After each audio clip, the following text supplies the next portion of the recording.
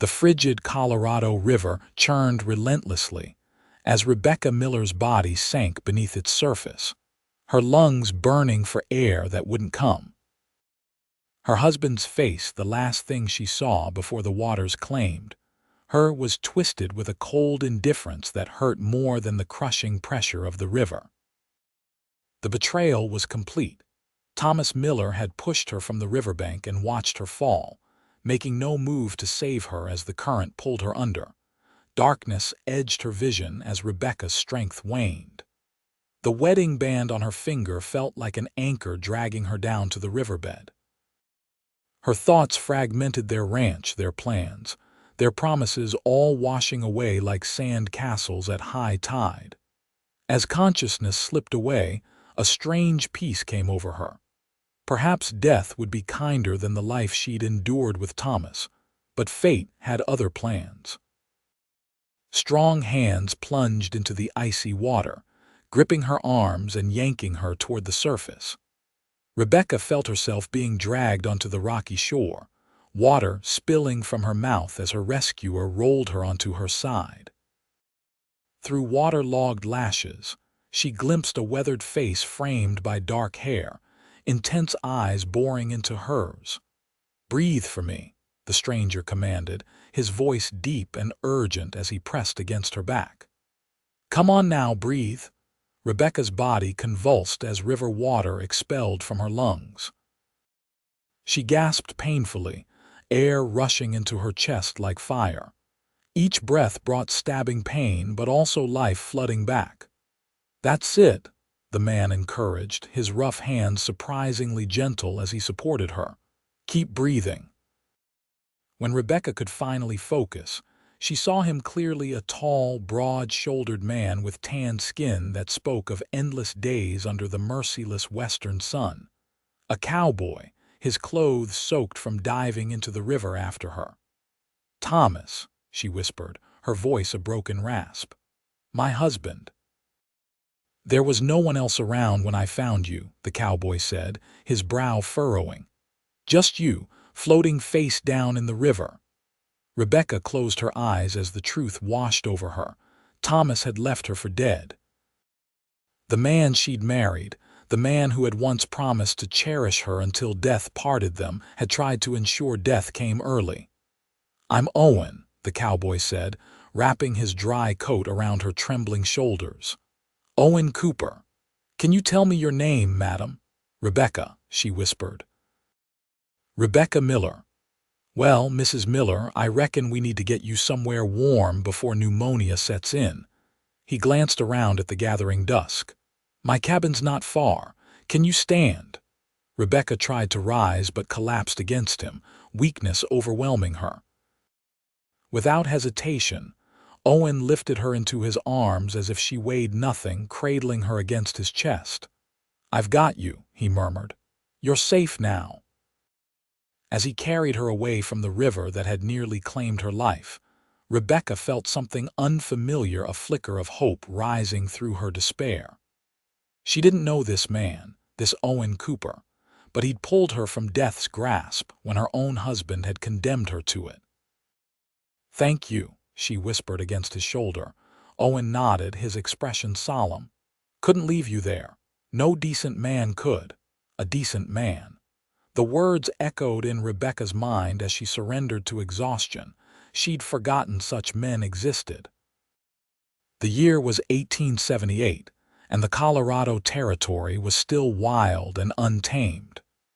Rebecca had come west with Thomas 3 years earlier, full of dreams about their future. Now, held in a stranger's arms as twilight descended over the rugged landscape, she wondered if the West might offer her a second chance at life, one she'd never expected to have. Owen's cabin stood nestled against a backdrop of pine trees, a modest but sturdy structure that had weathered many seasons. Inside, the single room was spare but clean, with a small iron stove radiating welcome heat. A bed occupied one corner, a table and chairs another, and various tools of ranch life hung from pegs on the walls. He placed her gently in a chair by the fire, then busied himself stoking the flames higher. "You need dry clothes," he said matter-of-factly. "I've got some things might be too big, but they're warm." Rebecca nodded weakly, too exhausted to feel embarrassed. Owen handed her a flannel shirt and woolen trousers, then respectfully turned his back, focusing intently on brewing coffee while she changed behind a makeshift screen he'd erected. Her fingers trembled as she peeled off her sodden dress. The garment had once been her Sunday best, but now it was a ruined reminder of Thomas's betrayal. As she buttoned Owen's shirt around her, its sleeves hanging well past her fingertips, Rebecca caught a glimpse of her reflection in Owen's small shaving mirror. A pale ghost stared back, dark circles beneath wide hazel eyes, her auburn hair plastered to her skull. A purpling bruise was forming on her cheek, Thomas's parting gift before he'd pushed her into the river. "Coffee's hot," Owen called softly. "You decent?" "Yes," Rebecca answered, stepping out from behind the screen. Owen's clothes engulfed her slender frame, but the dry warmth was heavenly. He handed her a steaming cup, then draped a blanket around her shoulders. "Drink this. It'll warm you from the inside." Rebecca's hands curled around the cup, savoring the heat that seeped into her frozen fingers. "Why were you at the river?" she asked suddenly. Owen settled into the chair across from her. "Tracking a mountain lion that's been taking my calves. Trail led to the river, and that's when I saw you." His dark eyes studied her face, lingering on the bruise. "Your husband do that to your face before he threw you in." Rebecca flinched, nearly spilling her coffee. "How did you seen it before?" Owen said simply. "Man doesn't get those kinds of marks from falling into water, and a woman doesn't end up half drowned in a river by accident, especially not one wearing good clothes and a wedding ring." He leaned forward, his gaze intense but not unkind. "Tell me true, Mrs. Miller. Did your husband try to kill you?" Rebecca's eyes filled with tears that spilled over before she could stop them. "Yes," she whispered. The admission unlocked something in her chest, a flood of words she couldn't contain. "We've been struggling. The drought killed our crops last year. Thomas started drinking, gambling. He lost everything, our savings, our future."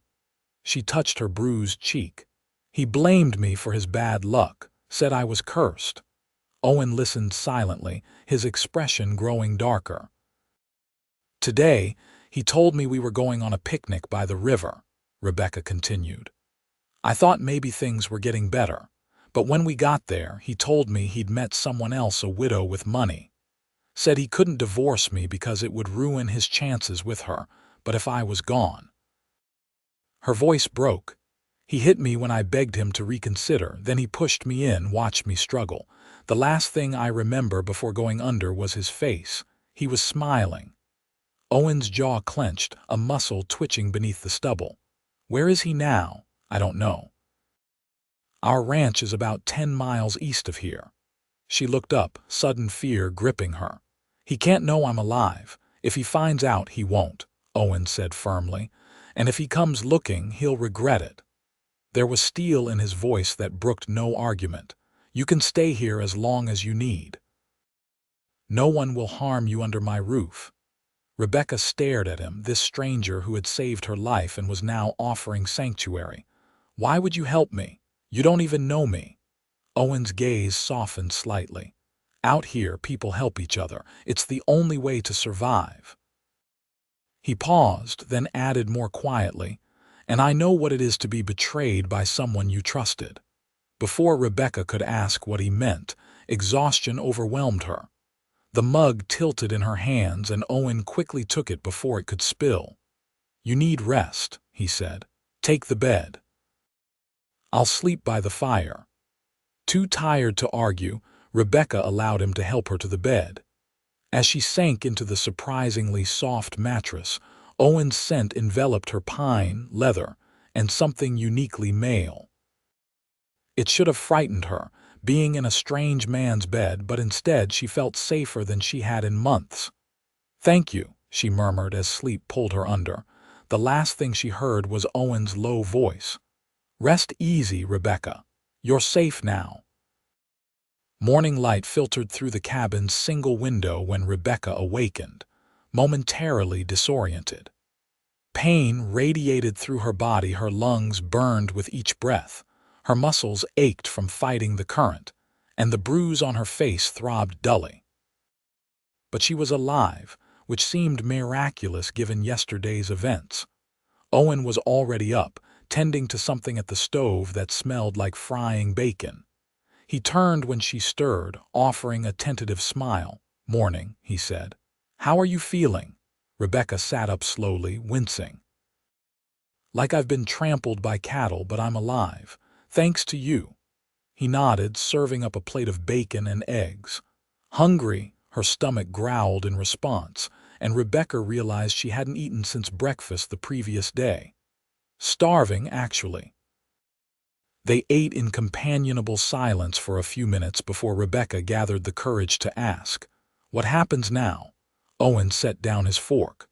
"That depends on what you want to do. Your husband," he paused, frowning. "Well, he's still out there, thinking you're dead."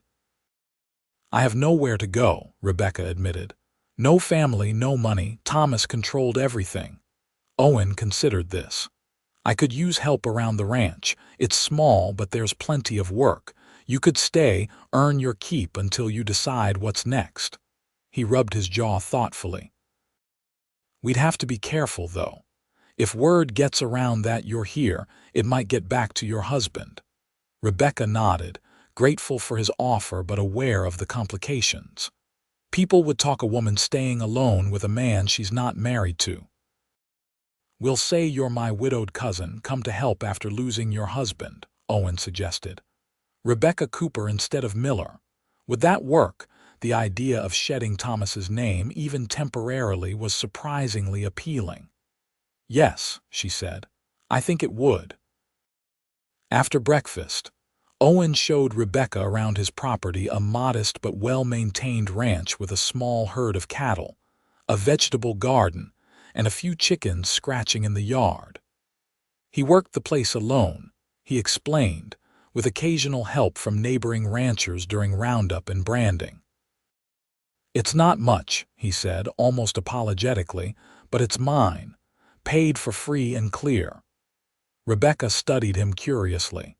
He was younger than she'd initially thought, perhaps 30 to her 25 years. His features were handsome in a rugged way, strong jaw, straight nose, and eyes the color of coffee that crinkled at the corners when he spoke of his ranch. "How long have you been here?" she asked. 5 years, Owen replied. "Came west after the war with not much more than the clothes on my back and my papa's pocket watch." He patted his vest where the watch presumably rested. "Built this place up bit by bit." "You were in the war?" Rebecca asked, noting how his shoulders straightened at the mention. "Union cavalry," he confirmed. "Enlisted when I was 18, fought till Appomattox." A shadow crossed his face. "Saw things no man should see, but I came home luckier than most, all limbs attached and mind mostly intact." Rebecca sensed there was more to his story, but she didn't press. Everyone who had lived through those terrible years carried scars, visible or not. "What about family?" she asked instead. Owen's expression closed slightly. "Lost my folks to fever before the war. No siblings. There was someone once back east, but—" He trailed off, then abruptly changed the subject. "You handy with chickens? They need feeding and I've got fences to mend." Rebecca recognized the deflection but accepted it. "I can manage chickens just fine, and I'm a decent cook if that helps." Owen's smile returned. "That would be a blessing. I can shoot dinner, but I'm not much for making it taste good." As days turned into weeks, Rebecca found herself settling into life at Owen's ranch. The work was hard but satisfying, so different from her life with Thomas, where she'd been treated more as a servant than a partner. Owen never ordered her around or belittled her efforts. Instead, He taught her things Thomas had deemed men's work: how to mend fences, tend to injured livestock, even basic shooting skills. "A woman alone in these parts needs to protect herself," he'd said simply, showing her how to handle his Winchester rifle. In return, Rebecca transformed the bachelor cabin into something resembling a home. She sewed curtains from flour sacks, planted herbs near the door, and filled the cabin with the sense of home-cooked meals. She found herself watching Owen when he didn't notice the way his muscles moved under his shirt as he chopped wood, how his face relaxed when he sat by the fire in the evenings, the rare but transformative effect of his smile. It was dangerous territory, she knew. Her husband believed her dead, but legally, she was still married. And Owen, for all his kindness, remained something of a mystery, a man who clearly carried his own burdens from the past. One evening, as spring was giving way to summer, Rebecca was hanging laundry when she heard hoofbeats approaching. Fear spiked through her. Thomas had found her, but it was a stranger who rode into the yard, a weather-beaten man with a gray beard who tipped his hat respectfully. "Afternoon, madam," he called. "Is Cooper around?" Before Rebecca could answer, Owen emerged from the barn, wiping his hands on a rag. "Hank," he greeted the man. "What brings you out this way?" "Message from town," Hank said, dismounting. His curious gaze lingered on Rebecca. "Didn't know you had company, Cooper." Owen stepped between them casually. "My cousin Rebecca. Her husband passed last winter. She's staying on to help with the place." Hank nodded sympathetically. "Sorry for your loss, madam." Rebecca lowered her eyes, playing the role of grieving widow. "Thank you, sir." "What's the message?" Owen prompted. "Sheriff asked me to tell folks to keep an eye out for rustlers. Peterson's place got hit last night, lost half a dozen head." Hank scratched his beard. "And there's something else. Body washed up downriver few days back. Fellow named Miller. Word is he was robbed and thrown in the river. Sheriff's asking if anyone saw or heard anything suspicious." Rebecca felt the blood drain from her face. Thomas dead. It seemed impossible. She clutched the clothesline for support, grateful that Hank's attention was on Owen. Owen's expression remained neutral. "Can't say I have. Been keeping close to the ranch lately." After Hank departed with promises to tell the sheriff you're both well, Owen found Rebecca sitting shakily on the porch step. "Thomas is dead," she whispered, unable to process the news. "How?" "Who would?" Owen sat beside her, his face troubled. "I don't know. River's dangerous. Could have been an accident." "They said he was robbed," Rebecca countered. "That's no accident." Owen was silent for a long moment. "Would you go back if he was alive?" The question cut through her confusion. "No," she said with sudden certainty. "Never. I'd rather die than go back to that life." Owen's shoulders relaxed slightly. "Good." He hesitated, then added, "Not good that he's dead, but good that you know your own mind." Rebecca studied him, a new suspicion forming. "Owen, you didn't." His eyes met hers directly. "I didn't kill your husband, Rebecca. I won't pretend I'm sorry he's gone, but his blood isn't on my hands." She believed him, but the news of Thomas's death had shaken loose emotions she thought buried, not grief exactly, but a complex tangle of relief, confusion, and a strange sense of guilt. They had been happy once, before the drought and the drinking. Before Thomas revealed the cruelty that perhaps had always lurked beneath his charming exterior. "What does this mean?" she asked. "For me, I mean, am I free now?" Owen considered this. "Legally, yes, you're his widow. But it might raise questions if you suddenly appeared in town, very much alive when your husband reportedly told folks you'd gone east to visit family months ago." Rebecca hadn't known this, that Thomas had created a cover story for her absence. It was chilling how thoroughly he'd planned her murder. "So I'm still hiding," she concluded. "For a while, maybe," Owen agreed.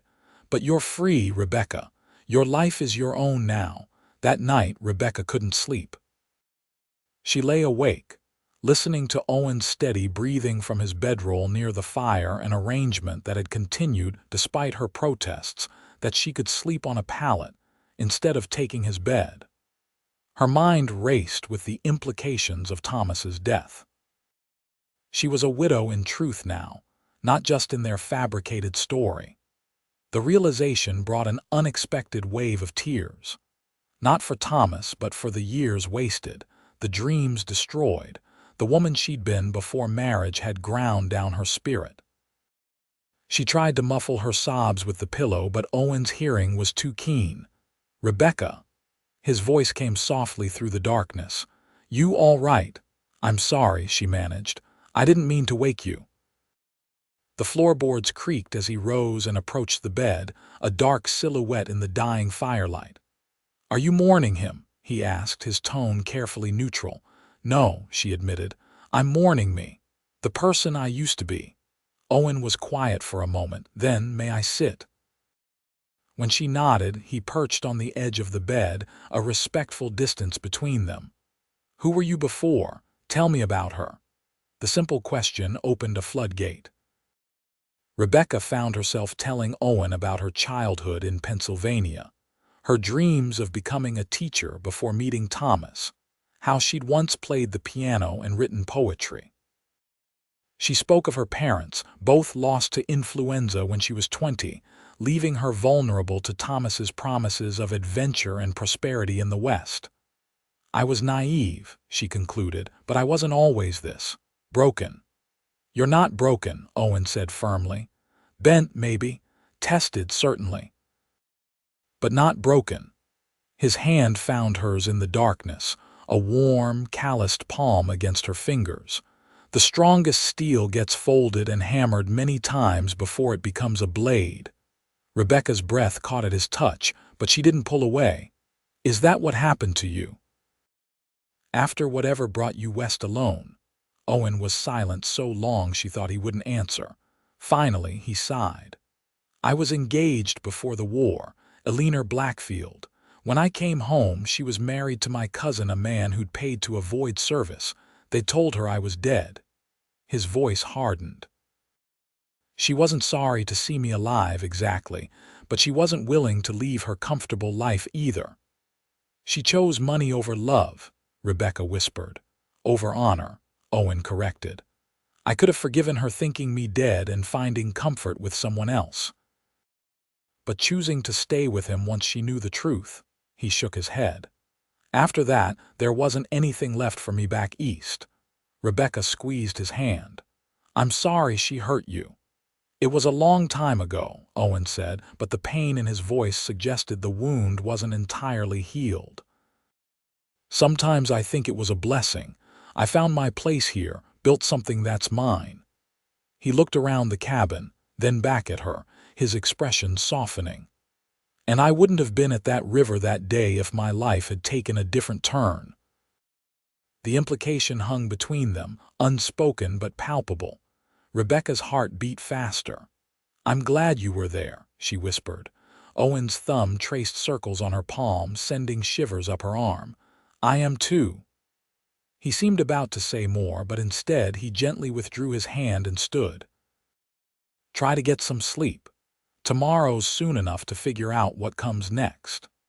As he returned to his bedroll, Rebecca felt a curious mix of disappointment and anticipation. Something had shifted between them tonight, a door cracked open to possibilities neither had dared acknowledge before. The weeks that followed brought changes to the ranch and to their tentative relationship. With Thomas's death confirmed and no suspicion falling on either of them, Rebecca began to feel truly free for the first time in years. She stopped flinching at sudden movements, laughed more freely, and sometimes sang as she worked old songs her mother had taught her that had been silenced during her marriage. Owen watched this transformation with evident pleasure, his usual reserve softening around the edges. He began bringing her small gifts from his rides around the property: wildflowers, interesting stones, once a fox kit with an injured paw that they nursed back to health together. In the evenings, they talked for hours by the fire, sharing stories and slowly revealing more of themselves to each other. Rebecca learned that Owen had been the youngest son of a Philadelphia lawyer, educated and destined for a profession before the war changed everything. He told her about his time in the cavalry, the friends he'd lost, and the nightmares that sometimes still woke him. In turn, she shared more about her life with Thomas, the gradual erosion of her independence, the isolation that had made it impossible to seek help when his behavior turned abusive. "I kept thinking he would change back to the man I married," she confessed, one evening. "I couldn't admit I'd made such a terrible mistake." Owen nodded thoughtfully. "Pride can be a dangerous thing. Kept me from reconciling with my father before he died. I regret that now." As summer ripened toward fall, Rebecca realized she'd stopped thinking of the ranch as Owen's and had begun to consider it theirs. She'd planted vegetables that wouldn't harvest until winter, made plans for improvements to the chicken coop, and started collecting quilt squares for the cold months ahead, all actions of a woman who intended to stay. The realization both thrilled and frightened her. She hadn't discussed the future with Owen beyond vague references to "when things settle down." Was she misreading his intentions, building another dream on shifting sand? Her uncertainty came to a head the day Owen rode into the yard with a stranger, a young woman with golden hair and a fashionable traveling dress who dismounted with practiced grace. "Rebecca," Owen called, his expression unreadable. "This is Miss Clara Jennings. She's come from back east looking for her brother, and the folks in town directed her here." Clara approached with a warm smile. "Mr. Cooper has been kind enough to offer lunch before pointing me in the right direction," she explained, her accent marking her as Eastern educated. "I hope it's not an imposition." Rebecca forced a smile, acutely aware of her work dress and wind-tousled hair. "Not at all. Please come inside." Over a hastily assembled meal, Clara explained that her brother had come west 2 years earlier and had recently stopped writing. "The last letter mentioned working near here, so I've been asking at every ranch within 50 miles. Brave of you to make such a journey alone," Owen remarked. Clara laughed lightly. "Oh, I'm not entirely conventional, Mr. Cooper. I write for the Philadelphia Inquirer women's interest pieces mostly, but I'm hoping to convince my editor that Western expansion deserves serious coverage." She turned to Rebecca with genuine interest. "And you, Mrs. Cooper, you find ranch life fulfilling?" The assumption that they were married sent color flooding to Rebecca's cheeks. We're not," she stammered. "Rebecca is my cousin," Owen interjected smoothly. "She's widowed recently." "Oh, I'm so sorry," Clara said, looking mortified. "How presumptuous of me." The conversation recovered, but Rebecca's composure didn't. The natural assumption that they were husband and wife had unsettled her, revealing how much she'd come to wish it were true. Worse, seeing Owen interact with the beautiful, accomplished Clara had awakened insecurities she thought buried. What could she offer a man like Owen compared to someone like Clara, educated, worldly, untouched by the kind of trauma that had marked Rebecca's life? After Clara departed with directions to a neighboring ranch, an awkward silence fell between them. Owen busied himself with chores while Rebecca aggressively kneaded dough for the next day's bread, her movements betraying her turmoil. "You're going to murder that dough," Owen observed quietly from the doorway. Rebecca looked up, flour dusting her cheeks. "It deserves it." A smile tugged at Owen's mouth. "What's troubling you? You've been quiet since Clara left." "Nothing," Rebecca insisted, punching the dough harder. Owen approached, gently taking her flour-covered hands in his. "Rebecca." Just her name, but the way he said it soft, insistent, broke through her defenses. "She's very beautiful," Rebecca blurted, "and accomplished, the kind of woman a man would be proud to have on his arm." Understanding dawned in Owen's eyes. "Is that what this is about?" "You think I was impressed by Miss Jennings, weren't you?" Rebecca challenged. "She's everything I'm not educated, confident, unmarked by." She gestured vaguely at herself, at the cabin, at the life they'd cobbled together. Owen's hands tightened on hers. "Look at me," he commanded gently. When she did, the intensity in his gaze took her breath away. "I have no interest in Clara Jennings or anyone like her. The woman I want is standing right in front of me, covered in flour and too stubborn to see what's been right in front of her for months." Rebecca's heart stuttered. "What are you saying?" "I'm saying that I love you, Rebecca Miller or Cooper, or whatever name you choose to take." Owen's voice was rough with emotion. "I've loved you since I pulled you from that river and heard you fight for breath. I love your strength, your kindness, the way you sing when you think no one's listening. I love that you faced the worst and survived, that you're building a new life despite everything." Tears welled in Rebecca's eyes. "But I'm damaged. I come with a past. We all have pasts," Owen interrupted. "Mine's no prettier than yours, but I'm asking about our future." He released one of her hands to gently brush flour from her cheek. "I know it's soon. I know you may need more time, but I need you to know that I love you, and when you're ready, if you ever are, I want to make a real life with you. Not as cousins or friends, but as husband and wife." Rebecca stared at him, hardly daring to believe what she was hearing. After Thomas's betrayal, she'd resigned herself to a life without love, convinced she was unworthy or incapable of it.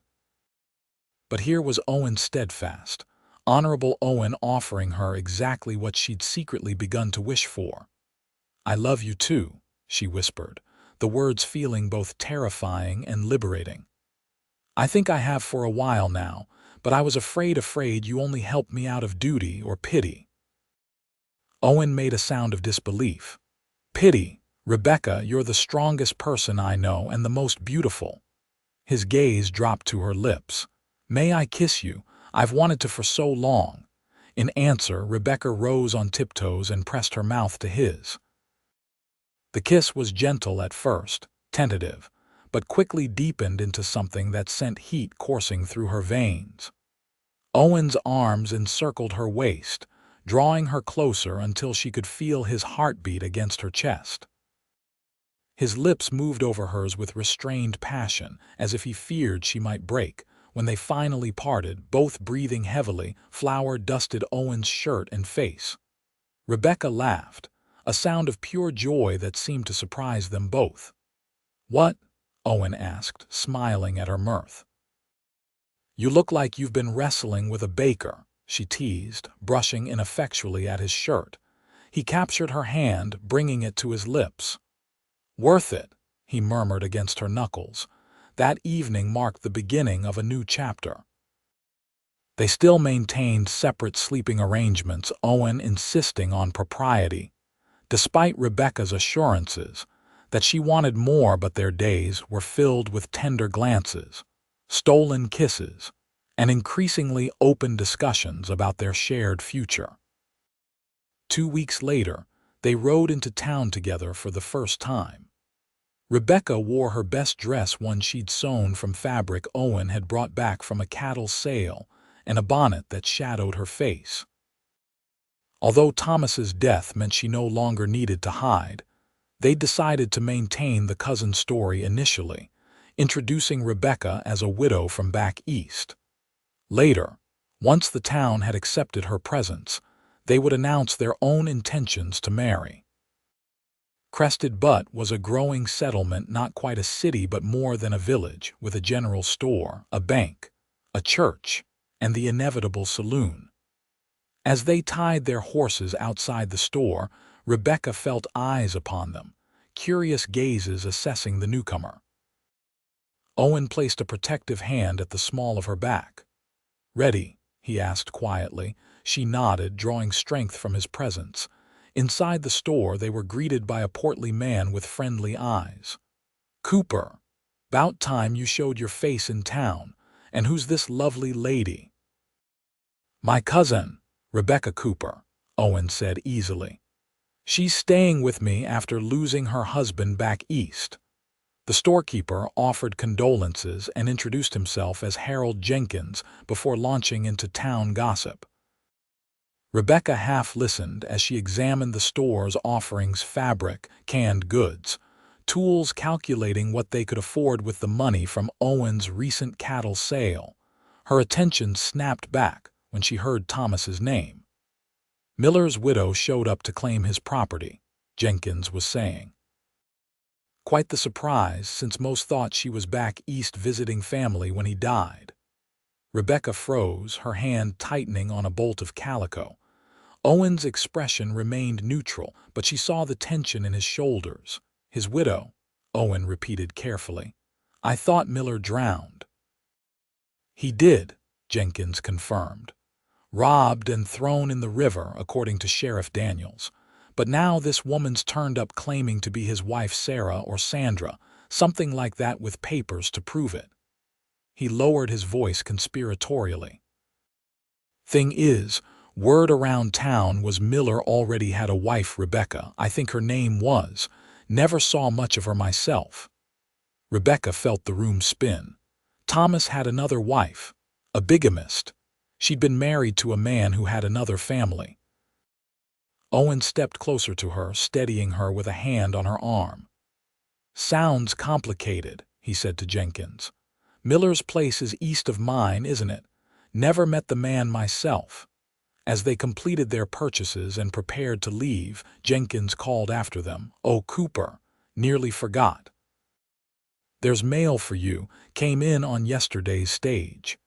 He handed Owen an envelope with Eastern postmarks. Outside, Rebecca sagged against the hitching post. "Thomas had another wife," she whispered. "All this time." Owen's expression was grim. "Explains why he wanted you gone." "If this woman had money and she discovered he already had a wife, he would have been ruined," Rebecca finished. "Maybe even arrested." The revelation was dizzying, not just that Thomas had tried to kill her, but that their entire marriage might have been a lie from the start. Owen opened the letter from back east, his brow furrowing as he read. "It's from a lawyer in Philadelphia," he said. "My uncle passed away, left me some money, a considerable amount, actually." He looked up, his expression conflicted. "I haven't spoken to that side of the family since Alina married my cousin." "I'm sorry about your uncle," Rebecca said automatically, still reeling from the news about Thomas. Owen studied her face. "Are you all right? This is a lot to take in." "I don't know," she admitted. "I thought I understood what happened with Thomas, but now, was anything real? Was I ever actually his wife at all?" Owen's expression softened. "Would it help to find out? We could speak to Sheriff Daniels discreetly. If Thomas was legally married to this other woman first." "Then my marriage was never valid," Rebecca concluded, the implications slowly dawning. "I wouldn't be a widow, I'd be nothing, no one. You'd be Rebecca," Owen said firmly. "The woman I love, the woman who survived, nothing changes that." His certainty steadied her. "You're right. Let's find out the truth." Sheriff Daniels was a taciturn man with shrewd eyes that missed nothing. When they approached him outside his office, he assessed them both carefully before inviting them inside. "What can I help you with, Cooper?" he asked, gesturing for them to sit. Owen did the talking, introducing a simplified version of their situation. Rebecca was Thomas Miller's first wife, believed drowned in an accident months ago, rescued by Owen, who had taken her in while she recovered. They just learned about Miller's death and the appearance of another wife. The sheriff listened without interruption, his expression giving nothing away. When Owen finished, he studied Rebecca intently. "Can you prove you were married to Miller?" he asked. Rebecca reached into her reticule and withdrew her marriage certificate. one of the few personal items she'd managed to retain after her rescue. "We were married in Pittsburgh in 1873 before coming west." Daniels examined the document, then nodded. "This appears legitimate." He leaned back in his chair, fingers steepled. "The woman calling herself Sandra Miller arrived with documentation showing they were married in Denver in 1875. If your marriage was in 73 and there's no record of divorce, then Thomas committed bigamy," Rebecca finished. "And his marriage to Sandra wasn't legal." "Correct," the sheriff confirmed, "which makes you his legal widow, Mrs. Miller. His estate would rightfully be yours." Rebecca exchanged glances with Owen. "What estate? Our ranch was failing when we separated." Sheriff Daniels' mouth twitched. "Interesting thing about that. Miller came into some money recently, sold a mining claim for a tidy sum. The other Mrs. Miller, or Miss whoever she really is, was quite excited about claiming it." Rebecca felt a surge of bitter laughter. "Of course. He finally struck it rich after everything." She shook her head. "Let her have it, I want nothing of his." The sheriff raised an eyebrow. "You sure about that? It's a significant amount. Legally, it's yours." "I'm sure," Rebecca said firmly. "That money would feel like blood money. I have everything I need." She glanced at Owen, who was watching her with quiet pride. Outside the sheriff's office, Owen took her hands in his. "You could have been a wealthy woman," he observed. "Most would have jumped at that chance." "I don't want Thomas's money," Rebecca said. "It wouldn't bring happiness, only reminders." She squeezed his hands. "Besides, I meant what I said. I have everything I need." Owen's eyes darkened with emotion. "Not quite everything," he murmured, "but we can remedy that." He glanced toward the small white church at the end of the street. "The Reverend might still be there. If you're ready, truly ready, we could." Rebecca's heart soared at the implication. "Are you proposing Owen Cooper?" "Inelegantly, it seems," he admitted with a sheepish smile. "I had planned something more romantic, a proper proposal under the stars, perhaps a ring." He gestured helplessly. "But learning you're a free woman, legally and in every other way, makes me impatient to make you mine." "I already am yours," Rebecca said softly. "In every way that matters."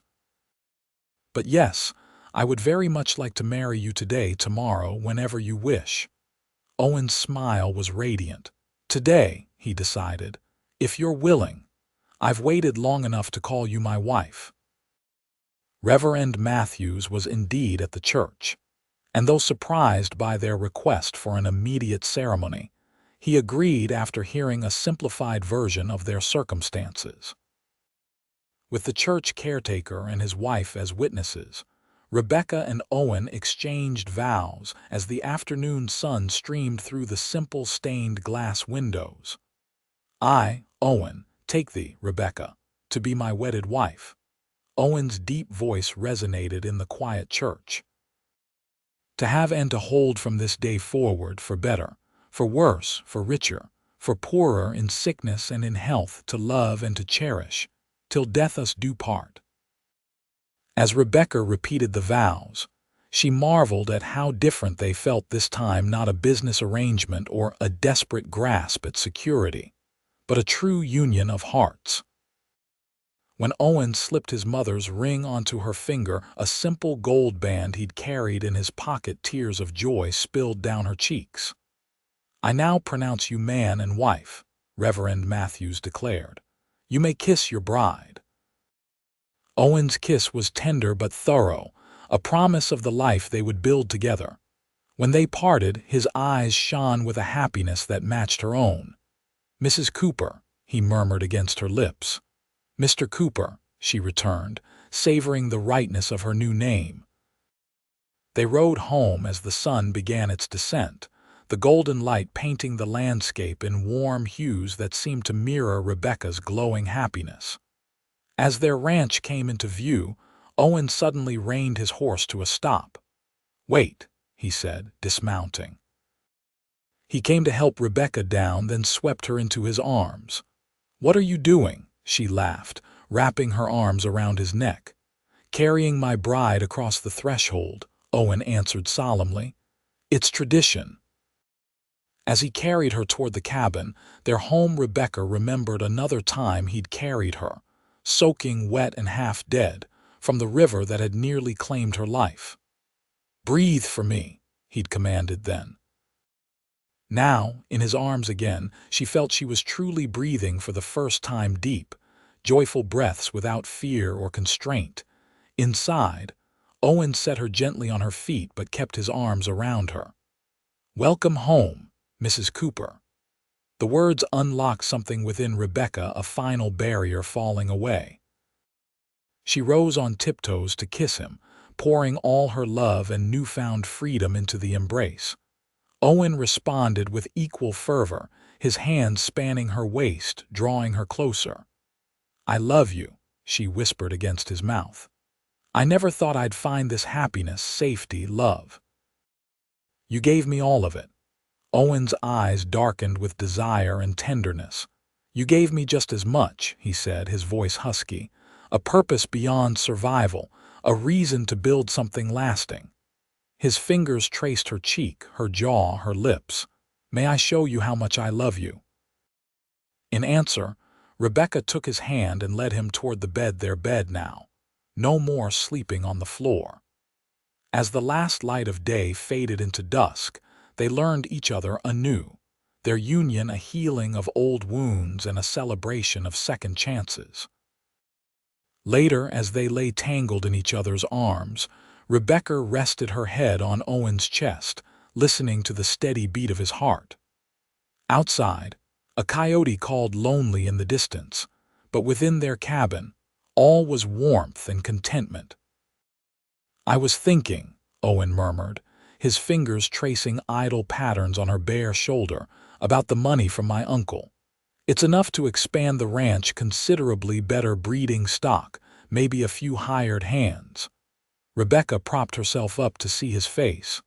"Is that what you want?" He considered this. "I want a future with you, a good life." His expression grew serious. "You mentioned once that you dreamed of teaching. We could build a proper house with rooms for children our own and maybe others who need schooling." The vision he painted made Rebecca's heart swell. "Our own children," she whispered. Owen's smile was tender as he placed a hand over her flat stomach. "If we're blessed that way, yes, I'd like that very much." He hesitated, suddenly uncertain.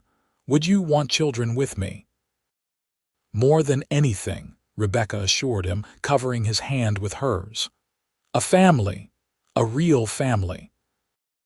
As they drifted toward sleep, wrapped in each other's warmth, Rebecca thought about the journey that had brought them here, the river that had nearly taken her life, but had instead delivered her to love. Thomas had left her for dead, but Owen had pulled her from those cold waters and commanded her to breathe.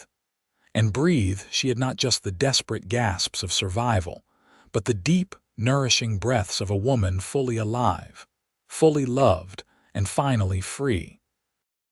1 year later, the Cooper Ranch was transformed. The original cabin remained, but attached to it stood a larger structure with a proper parlor, kitchen, and 3 bedrooms. A white fence enclosed a thriving vegetable garden where Rebecca was currently kneeling, harvesting late summer tomatoes despite her advancing pregnancy. "Should you be doing that?" Owen called as he crossed the yard from the barn, his expression a familiar mix of concern and resignation. Rebecca straightened, one hand supporting her lower back, the other resting on her 8-month belly. "The doctor said moderate activity is good for me and the baby," she reminded him. "Besides, these tomatoes won't pick themselves." Owen reached her side, dropping a kiss on her forehead before relieving her of the basket. "Stubborn woman," he murmured affectionately. "At least let me help." Together they finished the harvesting, Owen insisting on carrying the heavy basket back to the house. Inside, the scent of baking bread filled the air, evidence of morning industry, before the heat of the day made the kitchen unbearable. Their life had settled into a rhythm that suited them both. The ranch was prospering with the improvements Owen had made, and Rebecca had indeed started teaching. 2 days a week, children from neighboring homesteads gathered in the front room for lessons, a makeshift school that filled a desperate need in the community. "Mrs. Johansson stopped by while you were checking the north pasture," Rebecca mentioned as she washed the tomatoes. "She brought more baby things, the most adorable knitted booties you've ever seen." Owen smiled, watching her with the expression of wonder that still appeared whenever he looked at her growing belly. "Seems the whole county is waiting for this little one." "They're just happy for us," Rebecca said, understanding the unspoken emotion behind his words. In the year since their marriage, they'd been embraced by the community, the handsome rancher and his schoolteacher wife, who had overcome tragedy to find happiness. The simplified version of their story had become something of a local legend, embellished with each retelling until it resembled a dime novel romance. Only Sheriff Daniels knew the full truth, and he had kept their confidence. Sandra Miller, or whatever her real name was, had disappeared after being confronted with evidence of Thomas's bigamy, taking what money she could gather before legal proceedings could begin. The matter had eventually been settled with Rebecca formally recognized as Thomas's legal widow, though she had maintained her refusal to claim his mining proceeds. Instead, the money had been donated to the church building fund, a decision that had further endeared the Coopers to the townspeople. "Think we'll have a boy or a girl?" Owen asked, his hand joining hers on her belly just in time to feel a strong kick. "Strong legs like that. Definitely a boy," Rebecca laughed, with his father's stubborn determination. "God help us if he has his mother's spirit," Owen teased. "We'll never have a moment's peace." As if in agreement, the baby delivered another solid kick that made Rebecca wince. Owen's expression immediately shifted to concern. "Are you all right? Should I fetch the doctor?" Rebecca shook her head, touching his cheek fondly. "It's normal, my love. The baby's just running out of room." She guided his hand to where a tiny foot or elbow was visibly protruding. "Feel that? Our little miracle." Owen's face softened with wonder.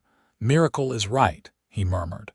"Sometimes I still can't believe this is real, you, the baby, this life we've built."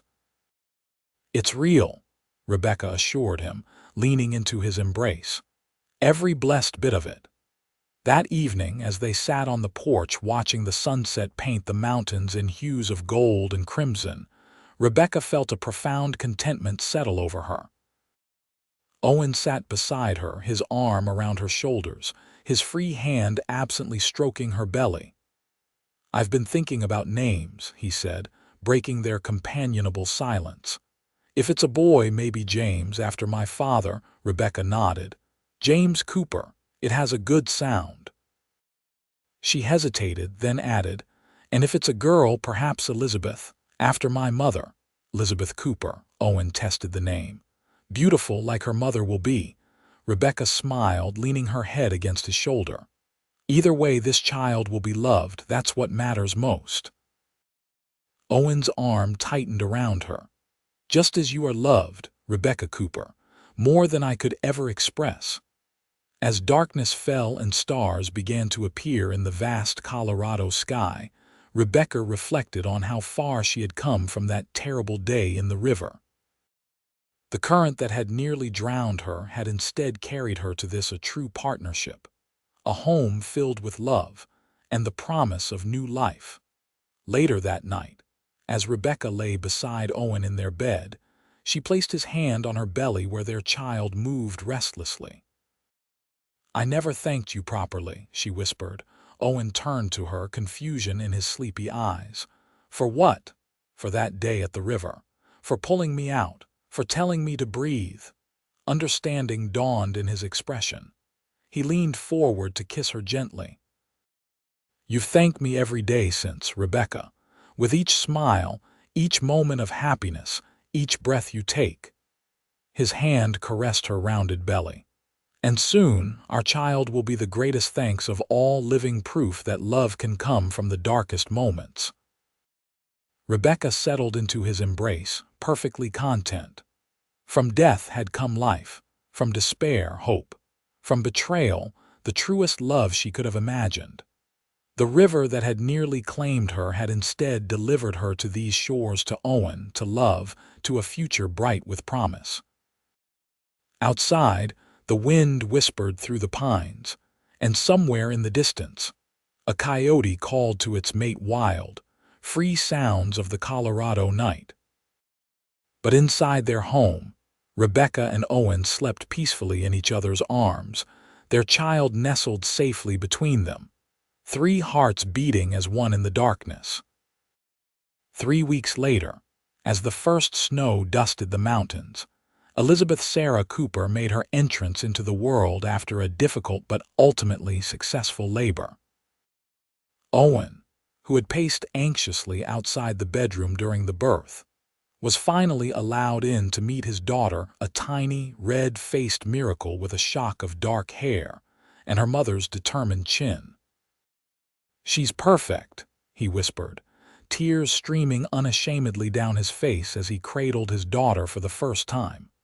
Just like her mother. Rebecca, exhausted but radiant, watched the man she loved hold their child with such tender reverence.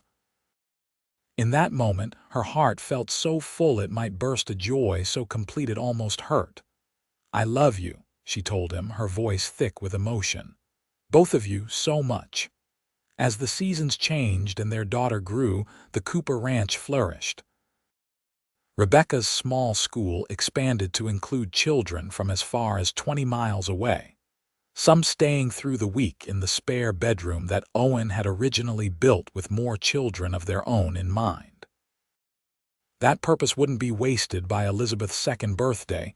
Rebecca was expecting again, this time with what the doctor suspected might be twins. "Twins!" Owen had exclaimed, equal parts terrified and delighted when she told him the news. "God help us, we'll need to build another addition." Life wasn't always easy. The winters were harsh, summers could bring drought, and the work of the ranch was never ending. But through it all, Rebecca and Owen faced each challenge together, their partnership stronger for the trials they'd overcome. Sometimes, on summer evenings when the light lingered late in the Colorado sky, they would take little Elizabeth down to the river, not the one that had nearly claimed Rebecca's life, but the gentler stream that ran along the edge of their property. Owen would lift their daughter to see the flashing silver of trout in the clear water, teaching her to respect the river's power even as they enjoyed its beauty. On one such evening, as Elizabeth toddled along the safe, grassy bank under her father's watchful eye, Rebecca stood a little apart, one hand resting on her growing belly. The sound of the water still occasionally triggered memories of that terrible day, the cold, the fear, the certainty of death, but those memories no longer held power over her. Owen joined her, wrapping his arms around her from behind, his hands cradling their unborn children. "Penny, for your thoughts," he murmured against her hair. Rebecca leaned back into his strength. "I was thinking about rivers," she said softly, "how they can destroy or nourish, take life or give it." Owen understood, as he always did. "This one brought us together," he reminded her. "In a roundabout way. The longest route to the shortest distance," Rebecca agreed, turning in his arms to face him. "But I wouldn't change a moment of it. Every step led us here." Owen's kiss was sweet with the promise of all the years to come, years they would share together, raising their children, building their legacy, loving each other through whatever joys and sorrows life might bring. "Breathe for me," he had commanded on that fateful day by the river, pulling her back from death's embrace. And she had breathed for him, for herself, for the love they would find together, for the family they would create. Each breath a gift, each moment precious, Each day another chance to live the life she'd once thought forever lost to the river's cruel current. As the sun set behind the mountains, painting the water gold and the sky crimson, Rebecca Cooper stood in her husband's arms, their daughter playing nearby, their unborn children stirring beneath her heart, and took another deep, grateful breath for herself, for Owen, for love, for life.